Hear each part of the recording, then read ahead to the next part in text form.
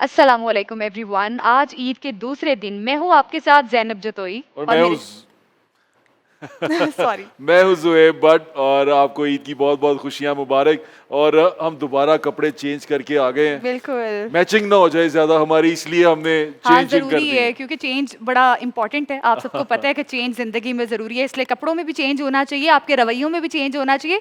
और आज ईद के दूसरे दिन, आपका दूसरा दिन भी बहुत तब्दील और बहुत मुख्तलिफ होना चाहिए। बिल्कुल ऐसे ही है। और आज जो हमारे गेस्ट हैं वो भी असल में एक चेंज है।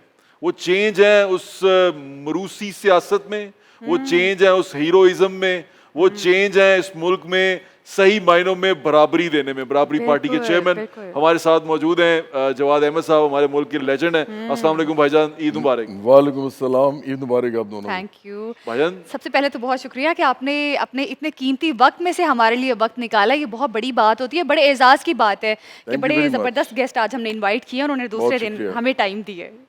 भाईजान ईद कैसी? ईद यार जैसे होती है वैसी है असल में। वैसे बड़ा अजीब सा सवाल है ये। अगर मैं सब हाँ, मेरे जैसा बंदा सवाल पूछे ना तो वैसे ही वहां से कोई गुलदान उठा के मार देता है कि तू क्यों पूछ रहे हैं ईद की नहीं खुशी। लेकिन पता वो मैं हमेशा ही कहता हूँ कि ईद तो एक जैसी होती है वगैरह वगैरह, लेकिन मेरी दो लोग ऐसे चले गए लाइफ से। पहले 2008 में मेरी वालदा की डेथ हुई। ओह! अभी पिछले साल जो है 2023 में नवंबर जी में ऐसे मेरे ही है। वालिद साहब की डेथ हुई। अब नहीं ईद बिल्कुल भी ईद लगती। अब तो ऐसी है बस, अब तो खुद भी इतने बड़े हो गए हैं, वालदेन चले जाएं तो ईद का मजा नहीं आता है। आप ठीक कह बिल्कुल, रहे हैं भाईजान। तो ये बताएं, जिंदगी की कोई ऐसी ईद जो दिल करे कि बार बार वही ईद आए? जो अपने बहुत सारी हैं यार, ईदें तो कोई एक बहुत ऐसी, सारी हैं। कोई एक ऐसी जो दिल करे कि यही ईद बार बार आए। मेरा ख्याल है मेरे दादा जान के घर में, एक्चुअली हम रहते तो अपने घर में थे इंडिपेंडेंटली। मेरे वालिदैन प्रोफेसर थे तो उन्होंने अपना घर लिया हुआ था, लेकिन मेरे फादर का ये रूटीन था कि हम हर शाम को दादा जान के घर जाते थे रोज। अच्छा। आप सोचो, मेरे वाले साहब ने पेट्रोल इतना फूक दिया होगा लाइफ में कि वो उसी को शायद घर बना लेते, लेकिन बहरहाल उनका प्यार था, वो जाते थे। इसी तरह हमें भी अपने वालिदैन से फिर बाद में प्यार उसी तरह ही था। तो वहाँ पे दादा रहते कहाँ थे? वो इस्लामी पार्क में। इस्लामिया पार्क में। हाँ, अच्छा। तो वहाँ मेरे जो ननिहाल थे वो समनाबाद से थे, और जो दादियाल थे वो मेरे इस्लामी पार्क से थे। इस्लामिया पार्क जो कमिश्नर हाउस के पीछे। हाँ मतलब वो जो चौबुरजी है ना, हाँ चौबुरजी की आप उधर से जाएं ना, समनाबाद की तरफ जाएं तो राइट साइड पे जो सारा एरिया ना इस्लामिया पार्क है। वो इस्लामी पार्क है। पूंछ हाउस का जो बैक Opposite साइड है। है ना, हाँ वो उसको लगती है। जी ठीक है। हाँ अच्छा, मतलब जवाद और अहमद साहब। चौबुरजी क्वार्टर्स की भी लगती है। ठीक है, चौबुरजी तो वो ईद क्वार्टर्स। का बता रहे थे आप। मैं बता रहा था कि वहाँ हमारी जो ईदें होती थी ना वो बड़ी ज़बरदस्त होती थी। एक मुझे याद है, मैं ईद की नमाज़ पढ़ने गया तो वो जो मौलवी साहब थे ना, मौलवी साहब नहीं थे, कोई और साहब थे। मैं बहुत छोटा था, मेरा ख्याल है मैं 7-8 साल का हूँगा। वो नमाज़ पढ़ने गया तो उन्होंने ना मुझे कहा कि ये ऊपर करो, शलवार ऊपर करो। तो मैं बड़ा हैरान हुआ, मैंने कहा ये क्या। तो वो मुझे पहली दफ़ा पता चला कि ये भी है मामला, कि कोई कहता है कि ऐसे करो, कोई कहता है वैसे करो। तो मुझे वो याद है बात, वो पता नहीं क्यों मेरे दिन से नहीं निकलती। नहीं जाती। हाँ, लेकिन ईद कोई प्लेजेंट मेमोरी। नहीं ये भी प्लेजेंट ही थी, ये इसमें क्या शलवार ऊंची करवाने वाली प्लेजेंट मेमोरी थी। बिल्कुल, जवाद तो साहब वो बहुत छोटा था ना यार, उन्होंने सोचा होगा ये छोटी सी उम्र का लड़का है, इसको सिखाएंगे ऐसे करते हैं। कुछ लोग नहीं करते, कुछ लोग कर लेते हैं, लेकिन बिल्कुल मुझे ऐसे ही। पहली दफा पता चला कि ऐसे भी होता है। बिल्कुल ऐसी। ज़ैनब के पास एक सवाल है आपके लिए, हाँ क्या जी। हाँ, पूछना चाह बिल्कुल, रही मैं ज़ैनब? आपसे ये पूछना चाह रही थी। आपकी बड़ी संजीदा और बड़ी प्लेजेंट पर्सनैलिटी भी है एट द सेम टाइम। किस तरह से ईद मनाते हैं? आज का दिन किस तरह से शुरू किया? खाने में क्या पसंद है और खाना बना भी लेते हैं? कुछ अपने ख़ास टैलेंट के बारे में बताएं कि घरेलू घर में कितना इन्वॉल्व होते हैं? मेरी मदर जो है ना वो उनका कश्मीरी ओरिजिन था, अच्छा। जिस तरह ज़ुहैब का। जी, जी। मेरे ननिहाल कश्मीरी थे, तो वो शीर खुरमा बनाती थी, बड़ा ज़बरदस्त किस्म का। और मेरी मदर वैसे भी बड़ी अच्छी कुक थी। अच्छा, माशा तो चूँकि रोज़ों के बाद मुझे याद है कि जो हमारा पहला मतलब ईद वाले दिन जो पहला नाश्ता होता था वो बड़ा ज़बरदस्त होता था। वो मम्मी खुद बनाती थी। वो अच्छा। फ्राइड अंडे पराठे और फिर उसके साथ शीर खुरमा। बाहर से इसका मतलब वो पूड़ी हलवा और कीमे वाली नहीं नहीं नहीं नहीं नहीं, हमारे घर में वो होता था। मेरी मदर को बड़ा शौक था खिलाने का। अच्छा। यार रोज़ों में वो क्या करती थी, मैं आपको बड़ी अजीब बात बताऊं, और ये ज़हन में रखें कि मैं तो वेमेन एम्पावरमेंट का चैम्पियन हूँ। तो मैं बिल्कुल नहीं समझ मानता कि जी औरत का काम ही सिर्फ ये है कि वो खाने पकाए और उसको मजबूर करें आप। लेकिन मेरी मदर जो थी ना, उनको कोई उनके अंदर कोई ऐसी ट्रेडिशनल चीज़ थी, हालांकि वो प्रोफेसर थी, तो उन्होंने सहरी खुद पकानी होती थी। तो हमारे जो थे ना दोस्त, वो मजाक करते थे हमें, हम 3 भाई थे और हम बहुत ज़्यादा खाते थे, बहुत ज़्यादा। तो वो कहते थे कि कई दफ़ा वो आए आते थे तो वो देखते थे, वो कह रहे थे कि आंटी जो है ना वो 3 घंटे पहले उठती हैं पराठे पकाने के लिए, ये 4-4 5 में पराठे खा जाते। लेकिन वो मेरी मदर खुद पकाती थी और वो सहरी का, वो कहते ना, वो लोगों को उसका लगता है कि ये इसमें एक शहरी भी एक त्योहार की तरह होता है। बिल्कुल। हर घर में, कई घरों में तो अक्सर तो हम अंदरून शहर के रहने वाले ना, तो छत पे अगर कभी अब शहरी के वक्त चले जाएं तो हर घर से खुशबू आ रही होती है। घर के जो किचन होते हैं वो वहां से ऊपर छत से तो नजर आते हैं, तो हर घर से नजर आ रहा होता है कि किसी के घर से धुआं उठ रहा है, पराठे बात पक रहे है। हैं, तो एक अजब सा समा होता है, बड़ा अच्छा लगता है। सहरी और इफ्तारी दोनों हमारे घर में ना बड़े ज़ौक़ शौक से होते थे। और मैं आपको बता ही रहा था कि मेरी मदर को मुझे मेरे जहन में आता है कि उनको लगता था कि जैसे ये कोई नेकी का काम है, सबको खाना खिलाना, खुद पराठे बनाने, खुद वो चीज़ें करना। हमने कभी कहना भी ना कि हम बताएं हेल्प कर दें, नहीं तुम बैठो आराम से, मैं करूँगी। तो इस मामले में वो थी। वैसे अदरवाइज़ वो घर में हेल्पर्स थे, जब रोज़े नहीं होते थे तो हेल्पर्स थे, लेकिन ये वाला काम वो खुद करती थी। ये मुझे बड़ा मज़ा आता है ये सोच के भी, आज भी। अच्छा, आप कुछ पूछते जवाद साहब, स्कूलिंग कहाँ से की, पढ़ाई में कैसे थे और सियासत का शौक कैसे पैदा हुआ? सियासत का शौक़ तो मुझे ना, मेरे फिर वही बात है, मेरे जो ददयाल ननिहाल दोनों ही थे ना, वो फैमिलीज खुद ही इनकलाबी सी थी। आप इस तरह देख लेना कि लेफ्टिस्ट थे। हाँ, लेफ्टिस्ट थे। और फैज से मुतासिर। फैज़ के भी दोस्त रहे थे मेरे। जो नानी के जो भाई थे ना, उनके 2 भाई थे, दोनों एक ज़रा लेफ्ट इंक्लाइंड थे, एक तो पक्के लेफ्टिस्ट थे। तो उनके फैज़ के साथ भी बड़े अच्छे ताल्लुकात थे। तो उस ज़माने में तो पार्टी जो थी इनकी वो काफ़ी स्ट्रॉन्ग होती थी पाकिस्तान के अंदर। तो लेकिन ये हुआ फिर कि उनकी वजह से भी, और फिर मेरे वालिद साहब भी खुद बड़े लिबरेटेड किस्म के आदमी थे और प्रोग्रेसिव आदमी थे। तो उस वजह से पॉलिटिक्स का जो शौक़ है ना, वो उनकी किताबें पढ़ने से हुआ। फिर लेनिन को पढ़ के, मार्क्स को पढ़ के। अभी एक शॉर्ट ब्रेक लेते हैं, उसके बाद फिर जवाद साहब से और भी मज़ेदार और बेहतरीन बातें करेंगे। हमारे साथ ही रहिएगा।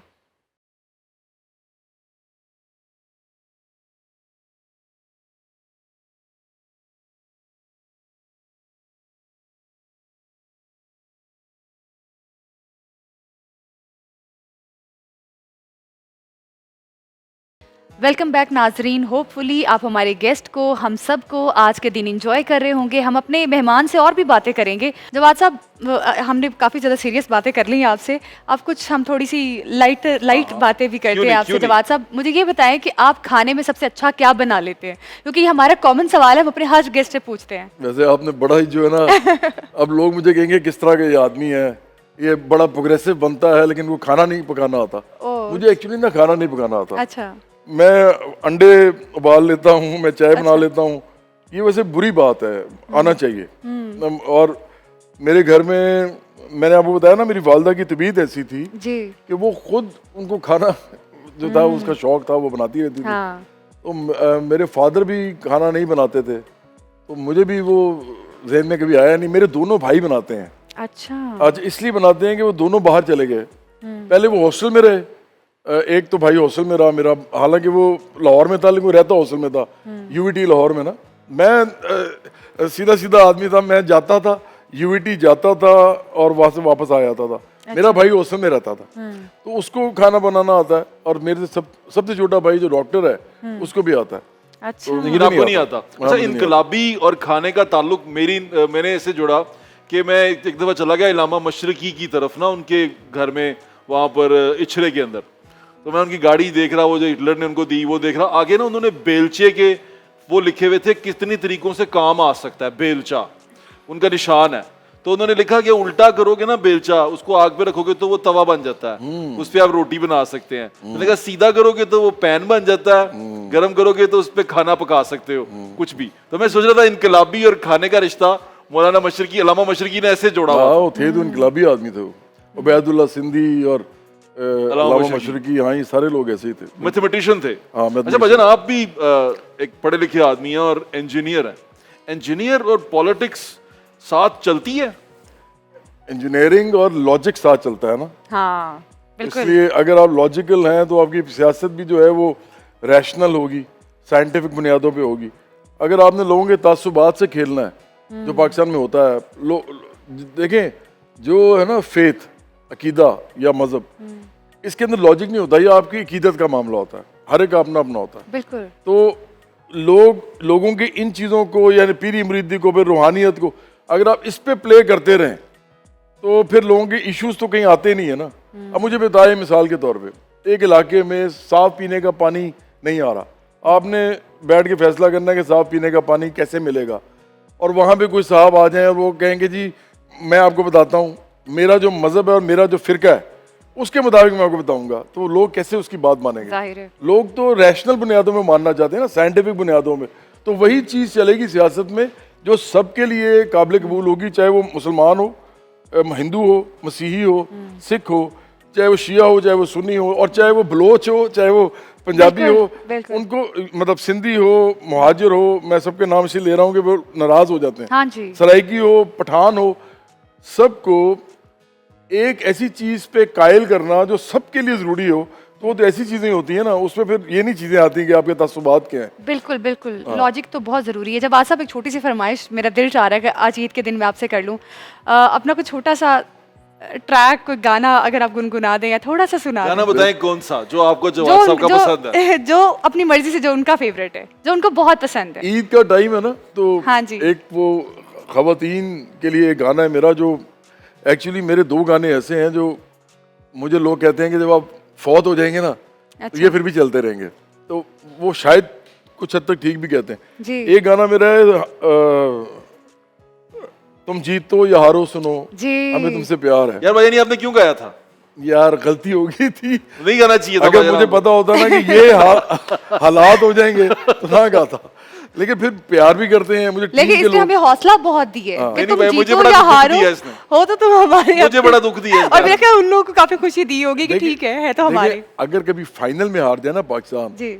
और एक्चुअली स्ट्रगल करके हारे, तो ये एक्चुअली आपको दिल बढ़ा देता है। हाँ लड़के हारो। हाँ, लेकिन आप अगर ऐसे ही हारते रहें तो फिर तो दिल छोटा कर देता है उल्टा। बिल्कुल। तो इसलिए बहरहाल दूसरा गाना मेरा है मेहंदी, हाँ जी। जो पूरी पाकिस्तान में, हर मेहंदी के दुनिया function में जहाँ पाकिस्तानी रहते हैं, बिल्कुल। इंडियंस भी बहुत सारे, तो उनकी शादियों पे ये जरूर बजता है। तो बिल्कुल मैं वो गा एवरग्रीन देता हूँ, सॉन्ग्स हैं ये दोनों, नो डाउट। मैं वो गा देता हूँ आपके जी, लिए जी। ना। गोरी करत सिंगार, गोरी करत सिंगार, भजन माइक बाल बाल मोती चमकाए, रोम रोम महकार, मांग सिंदूर की सुंदरता से चमके चंदनवा, गोरी करत सिंगार, गोरी करत सिंगार, गोरी करत सिंगार, गोरी करत सिंगार। जूड़े में जूही की बीनी, बाह में हार सिंगार, कान में जगमग बाली पता, गले में जुगनू हार, संदल ऐसी पेशानी पे बिंदिया लाई बहार, गोरी करत सिंगार, गोरी करत सिंगार। वेरी नाइस, बहुत बहुत अच्छा लगा आपने गाया, और बहुत अरसे बाद ये गाना सुना है वैसे, और बहुत अच्छा लगा। जवाद साहब आपकी शादी पे बजेगा ये, टेंशन नहीं लेनी आप। जी जी, जवाद साहब सिंगिंग, जब बचपन में जब बच्चा बड़ा हो रहा होता है ना, तो उसके कुछ गोल्स होते हैं कि मुझे ये करना है आगे जाके। यकीनी तौर पे आपने भी सोचा होगा कि मुझे सिंगिंग करनी है, उसके बाद पॉलिटिक्स और ये सारी चीज़ें। क्या आपका यही एक गोल था कि मुझे सिंगिंग की तरफ जाना है? नहीं, मेरा गोल सियासत था। हाँ। हुआ ये था, सिंगिंग तो मशहूर होने के लिए थी। हाँ, मैंने एक्चुअली, मेरे दोस्त सारे जानते हैं, मेरे घर वाले, देखें ये ऐसी चीज़ है जो मैं टेलीविजन पे आके बोल नहीं सकता जब तक मैं सच ना बोल रहा हूँ। और मेरा प्रॉब्लम ये भी है कि लोग मेरी क्रेडिबिलिटी जो है उसकी कदर करते हैं, तो मैं इस तरह की बात नहीं बोलता होता। मेरे तमाम लोग जो मेरे इर्द गिर्द थे उनको पता था इसने सियासत करनी है आखिरकार। अब होता ये है कि मैं, चूँकि गाना मुझे आता था, इंस्ट्रूमेंट्स बजाने आते थे, तो मुझे ज़हन में था कि मैंने मशहूर होना है, मशहूर हुए बगैर सियासत कैसे कर सकूंगा। जी ना वालिद साहब जागीरदार हैं, ना वो सरमायादार हैं, ना कोई माफिया है, वो माफिया का हिस्सा है। जी और पाकिस्तान में तो ऐसे लोग ही होते हैं ज़्यादातर सियासत में, करोड़ों रुपया लगा के इलेक्शन लड़ते हैं। तो मुझे जहन में आया कि ये शोहरत चाहिए होगी।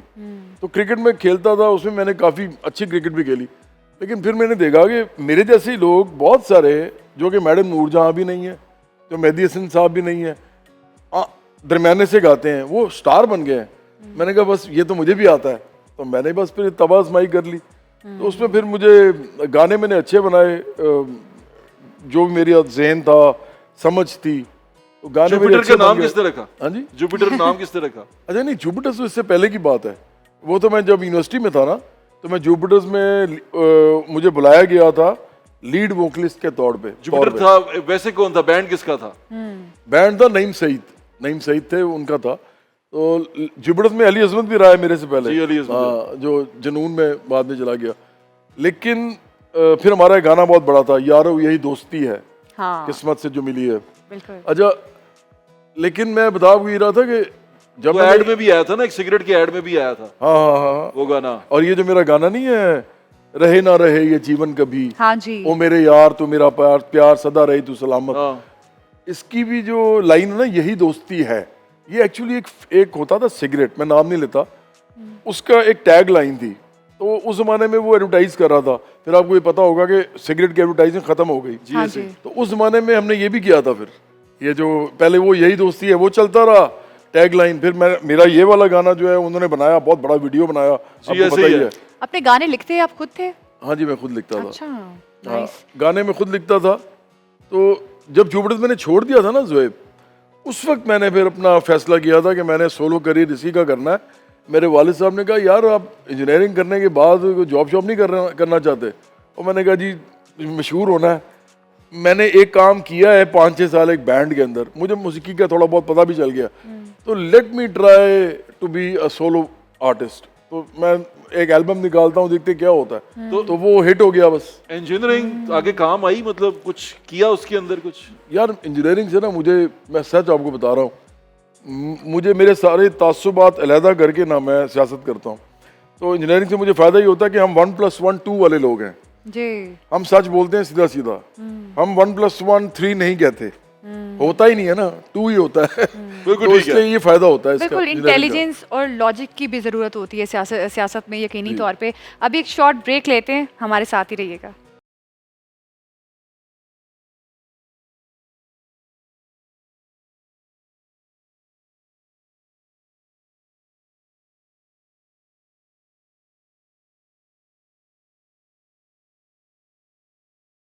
कुछ ज़बरदस्त गाने सुनाए थे, लेकिन अभी भी दिल चाह रहा है कि थोड़े से और सुन ले। दोस्ती पे आपने गाना गाया था जो बहुत लोगों को पसंद था। आपको पता है कि जो अभी इन्वायरमेंट, जो माहौल बना हुआ है, इस माहौल में दोस्ती, मोहब्बत, प्यार ये बहुत ज़रूरी है, हर रिश्ते में ज़रूरी है।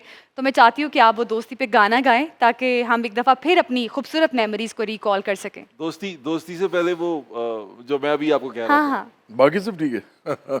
ठीक है, एक अपनी फरमाइश का आप सुन ले, एक अपनी फरमाइश का। नहीं, मैं एक्चुअली ये सोच के आया हूँ आज के मैं ना दोबारा म्यूज़िक करना चाह रहा हूँ सियासत के साथ, बिल्कुल क्योंकि मुझे लगता है कि हमारी पार्टी में बहुत से यंग लोग आ रहे हैं। वो मुझे कहते हैं कि आपने ये जो फैसला किया था ना कि सियासत में आके म्यूजिक नहीं करेंगे, आप बेशक लाइव शोज ना करें, म्यूजिक करें, लेकिन आप म्यूजिक जरूर बनाते रहें गाने। बिल्कुल मैंने अभी आपका एक वो गाना सुना है जो आपने लिखा है, वो उसने अदील ने गाया, वो आपने भी दोबारा गाया था, वो आपने लिखा है अभी। हाँ हाँ वो तुम्हारा हक है, जो अभी गाना वो चल रहा है भजन, अभी आप तेरा हक है, रोटी गाना था जो सा। अच्छा, वो है सिंधी हो बलोच हो पंजाबी हो पठान, जिसके अंदर वो आता है कि रोजी रोटी पूरी ना हो तो, इसी की आप बात कर रहे हैं? नहीं, रोटी तुम्हारा हक है, आवाज तुम्हारा, कुछ ऐसा अच्छा था। वो है मेरा हक मुझे दो।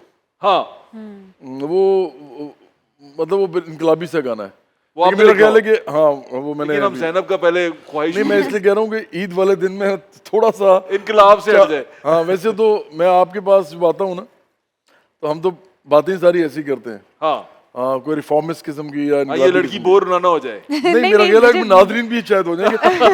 मैं आज गाना चाह रहा हूँ। हाँ, मैं करता हूँ, हालांकि वो आजकल माइक- मैं कहता हूँ कि मैंने नहीं गाना, हाँ। लेकिन मैं आज गाऊंगा। हाँ माइक में। हाँ, वो दोस्ती में करता हूँ और साथ में एक और गाना भी जोड़ दूंगा, मैं बाद में बताता हूँ फिर आपको उसका। हाँ वो जो आप एक वो कॉम्बिनेशन सा बना देते हैं। हाँ वो मैं बना देता हूँ भी। ठीक है। रहे ना रहे ये जीवन कभी, बनी ये रहे दोस्ती, है तेरी कसम ओ यारा मेरे, जुदा हम ना होंगे कभी, हमेशा रहे तू साथी मेरा, ये बंधन रहे यूं सदा, ये ताकत तेरी ये कुवत तेरी, बड़े है मेरी ये दुआ, ओ मेरे यार तू मेरा प्यार, सदा रहे तू सलामत, तेरी मेरी ये दोस्ती यूं ही रहे ता कयामत। सिंधी हो बलोच हो, पंजाबी हो पठान हो, हाँ तुम ही पाकिस्तान हो, हाँ तुम ही पाकिस्तान हो, भूल के कौमें भूल के जातें, करनी है हमें प्यार की बातें, हम सबको अब सच करनी है, कुर्बानी ईसार की बातें, मुहाजिर हो पहाड़ी हो, सुन्नी हो शियान हो, हाँ तुम ही पाकिस्तान हो, हाँ तुम ही पाकिस्तान हो। क्या बात है, जबरदस्त। कमाल ये मैंने जल्दी इसलिए कर दिया क्योंकि मुझे लगता है इस वक्त पाकिस्तान में सबसे ज्यादा जरूरी चीज यूनिटी है। बिल्कुल। सूबों के अंदर जो मामलात हो रहे हैं, जो ये जो फिरका परस्ती का जो मामला है, ये रिजॉल्व होना चाहिए। और मुझे लगता है शायद इस गाने से कोई फर्क पड़ जाए, क्योंकि आखिरकार तो लोग आपकी सुनते यूएसपी हैं। है ये, आपकी आवाज है ये, और मेरे ख्याल से लोग आपको सुनते हैं, आपको पसंद करते हैं। आपकी आवाज मेरी एज के लोगों के लिए नॉस्टैल्जिया है। आप गाते हैं तो हम अपने एक टाइम में चले जाते हैं, अपने जोन में चले जाते हैं। आप वो वाहिद एक आर्टिस्ट हैं पाकिस्तान के जिसकी मैं सीडी लेके आता था, कैसेट लेके आता था, खरीद के लेके आता था। अरे बहुत तो शुक्रिया मुझे आपका। वो वक्त याद Thank आ you very जाता है much. एकदम से। Thank you. ये बड़ी अच्छी चीज है कि आपने इसको दोबारा सोचा है कि मैं इसे कंटिन्यू करूं। हाँ, मैं बिल्कुल। क्योंकि लोगों तक पहुंचने के लिए वो मेरे ऑडी जो के जो यंग लोग हैं वो कहते हैं कि अगर आप ये काम करेंगे ना तो आप रीच आउट करेंगे जो नई पौध है उसको भी, तो अगर आप छोड़ देंगे तो वो फिर जो नई जनरेशन आ रही है वो शायद आपको उस तरह नहीं पहचान सकेगी जिस तरह। तो मैं इसलिए मैं सोच रहा हूँ कि मैं शुरू करता हूँ थोड़ा बहुत। बिल्कुल ठीक कह रहे बिल्कुल, हैं भाई। बहुत ज़रूरी है। जवाद साहब, एक आपका गाना था बिन तेरे क्या है जीना, अगर आप वो जाते जाते हमें सुना दें। वैसे तो बहुत शुक्रिया, आपने हमें वक्त दिया आज के दिन, बहुत मज़ा आया और आपके इतने सारे अच्छे गाने हमने सुने और आई एम श्योर कि जो व्यूवर्स हमें देख रहे हैं उन्होंने भी बहुत ज़्यादा इंजॉय किया होगा। Thank you very much. लेकिन मैं चाहती हूँ कि हम जब इस शो के आखिर में वो गाना ज़रूर सुने आपका, बिन तेरे क्या है जीना। मैं बिल्कुल गा देता हूँ लेकिन अभी। इसके जी, एक thank सवाल you. पूछ लूं आपसे, ये गाने जो आप रोमांटिक लिखते थे किसके लिए लिखते थे? यार ये मुश्किल सवाल मैं चूंकि पोइट था ना, तो पोइट जो होते हैं वो हाँ। इमेजिनेशन के लोग होते हैं, फैंटेसीज के, Who's your imagination के। inspiration? पोइट्री में या गाने गाने में भाईजान ये जो बिन तेरे क्या है जीना, कौन किसके बिन? यार मैं आपको सच बताऊं, किशोर कुमार का एक गाना था, ओ साथी रे तेरे बिना भी क्या जीना। एक्चुअली मेरे लाइन ये मुझे हॉन्ट करती थी, बड़ी जबरदस्त लाइन थी, आप दोनों ने सुना होगा। जी, जी। ये ऐसा गाना है कि आप ये अब ये छोटी हैं हालांकि काफी, इन्होंने भी सुना होगा बिल्कुल ऐसे क्योंकि वो गाना ही सदाबहार सा है। तो वो मेरी जेहन में चलती थी लाइन, मुझे बड़ी रोमांटिक खूबसूरत लगती थी। तो मैं एक दिन ऐसे ही फिर रहा था, एक शो था और शो अंदर हो रहा था, मैं जुपिटर्स में था उस जमाने में, मैं बाहर फिर रहा था सड़क के ऊपर, अभी मेरी एंट्री होने वाली थी। तो ऐसी मेरे जेहन में लाइन आई है बस कि बिन तेरे क्या जीना, मेरे दिल की रानी तुम, मेरी खुशियों का मौसम, मेरे ख्वाबों की ताबीर, मेरे सपनों की तस्वीर। तो बस वो गाना बन गया। तो इसी तरह था, वो एकदम आया था। हमने तो बड़े लोगों पे जोड़ा वो। आपने सुनाया होगा। अच्छा मैं ये सुना देता हूँ आपको।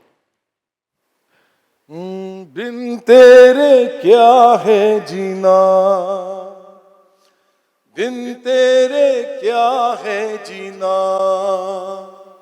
मेरे दिल की रानी तुम, मेरी खुशियों का मौसम, मेरे ख्वाबों की ताबीर, मेरे सपनों की तस्वीर, बिन तेरे कैसी यार, वो जीत हो या हार, तेरे संग है सब कुछ, तू ना हो तो बेकार, बिन तेरे क्या है जीना, बिन तेरे क्या है जीना, बिन तेरे क्या है जीना, जीना, जीना।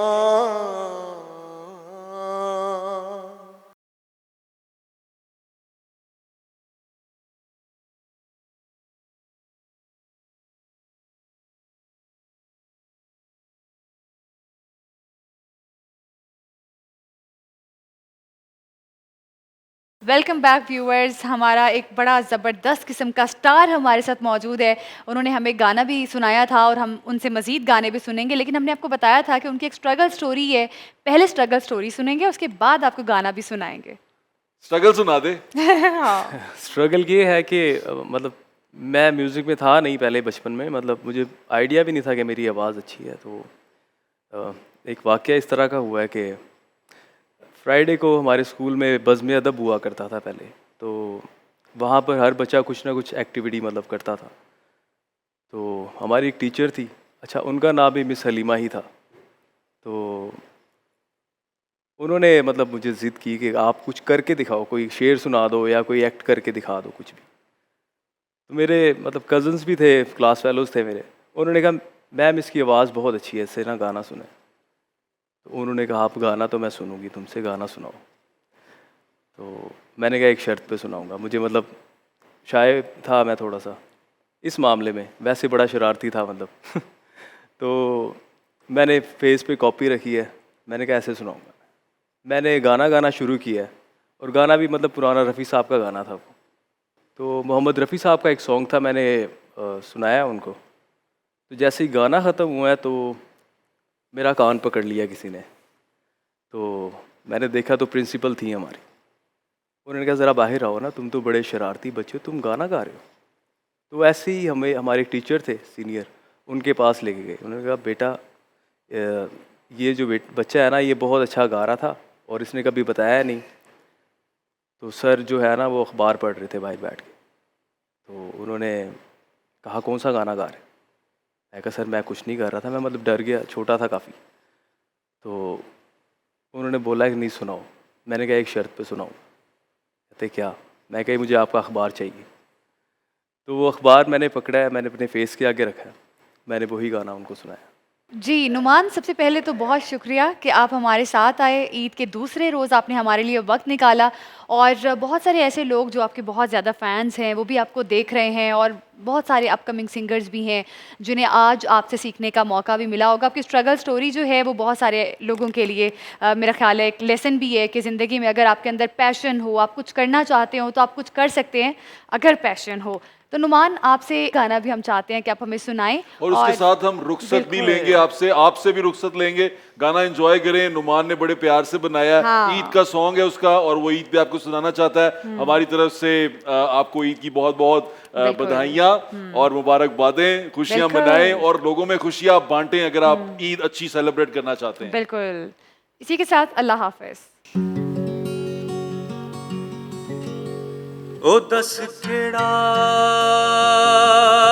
दरबार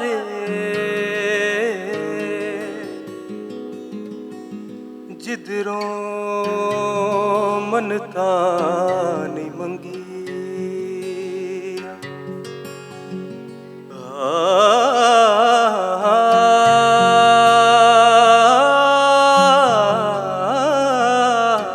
दस केड़ा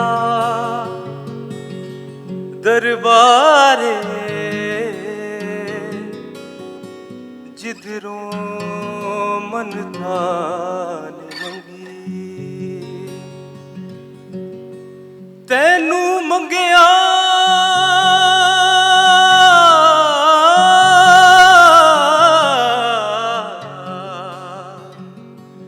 तैनू मंगिया रब कोलों मैं जनता ने मंगिया मैं रोंदी रहंदियां जद मिल के जांदा ए मैं रोंदी रहंदियां जद मिल के जांदा ए प्यार करन दा बल मेरे यार नू आंदा ए प्यार करन दा बल मेरे यार नू आंदा ए सांभ सांभ के दीवे मैं कंदियां ते बाले ने सांभ सांभ के दीवे मैं कंदियां ते बाले ने छोटी जही उमरां च रोग बड़े पाले ने निक्की जही उमरां च रोग बड़े पाले ने कदी हस के वेखदा ए कदी अख वखांदा ए कदी नवियां नवियां नवियां फिल्मां करवांदा ए प्यार करन दा बल मेरे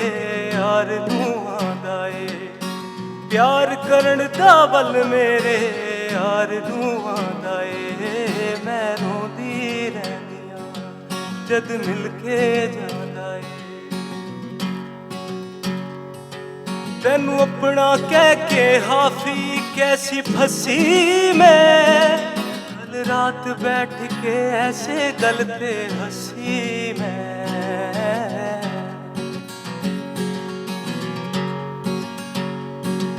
तैनू अपना कह के हाफी कैसी फंसी मैं कल रात बैठ के ऐसे गल पे हंसी मैं कदी रात रात नहीं आंदा कदी बात सुआंदा ए मैं सुनदी रहंदियां ओ शेर सुनांदा ए प्यार करन दा बल मेरे यार नू आंदा ए प्यार करन दा बल मेरे यार नू आंदा ए सांभ सांभ के दीवे मैं कंदियां ते बाले ने सांभ सांभ के दीवे मैं कंदियां ते बाले ने